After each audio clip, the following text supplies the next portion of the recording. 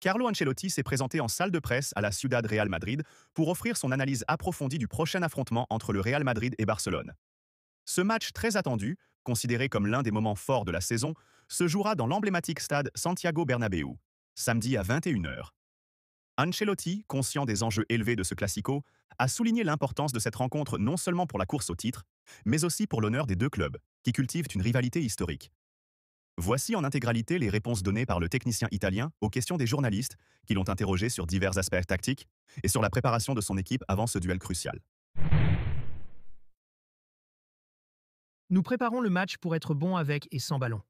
Ils peuvent avoir leur ligne très haute et notre attaque sera positionnée en conséquence, et quand ils la descendront, pareil. Ce sont des matchs où l'on doit être complet pour gagner et nous tenterons de l'être. Dans un match comme le Classico ou dans un derby, c'est difficile de choisir un favori. Mais heureusement, cela ne m'empêche pas de dormir. Je ne connais pas de favori.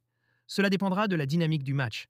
Si on choisit un favori, tout peut arriver dans ce genre de match. Cela dépend beaucoup de comment nous serons capables de gérer la pression, mais aussi des moments du match. Une équipe aura le contrôle à certains moments, puis l'autre. Il faut gérer les temps. C'est important de le faire pour s'imposer. Je ne vais pas le dire maintenant. Il faudra voir ce qui se passe demain et vous pourrez me dire ensuite si je me suis trompé ou non. Il se sent bien, en progrès. Il a eu des problèmes à la cheville et à l'épaule, mais sa condition est très bonne actuellement. Il apporte beaucoup avec son travail. Il sait l'importance qu'il a dans cette équipe. L'an passé, il a été déterminant en marquant des buts après la perte d'un attaquant aussi important que Benzema. Nous l'avons remplacé avec les buts de Bellingham, Brahim et Roselu.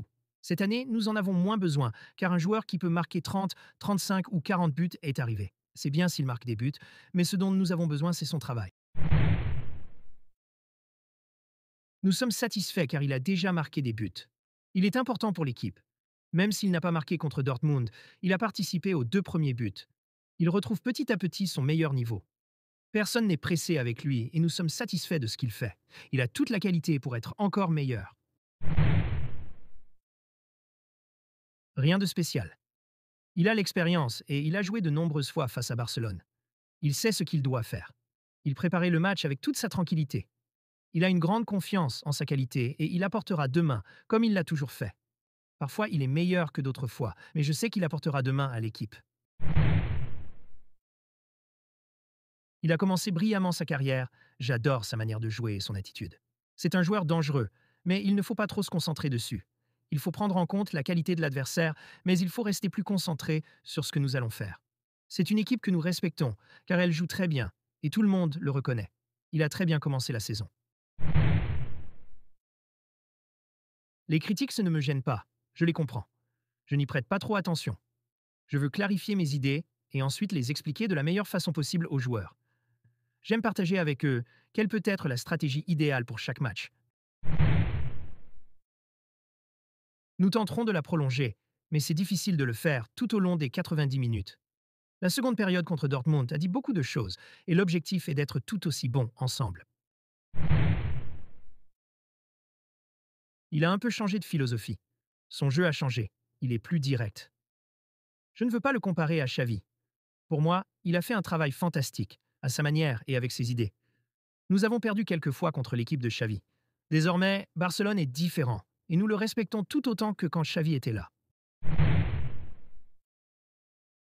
Cela signifie entraîner l'un des meilleurs joueurs du monde. C'est un garçon très humble. Il a beaucoup progressé comme joueur, réussissant à devenir l'un des meilleurs du monde. C'est le futur Ballon d'Or, et il a la même humilité et sérieux que le jour où je l'ai rencontré. Il n'y a pas qu'un leader. Il y en a beaucoup. Vinicius peut en être un, tout comme Valverde et Modric. Les jeunes peuvent démontrer, avec leur attitude et leur implication, qu'ils sont des leaders. La chance d'une équipe n'est pas d'avoir qu'un leader, mais d'en avoir beaucoup.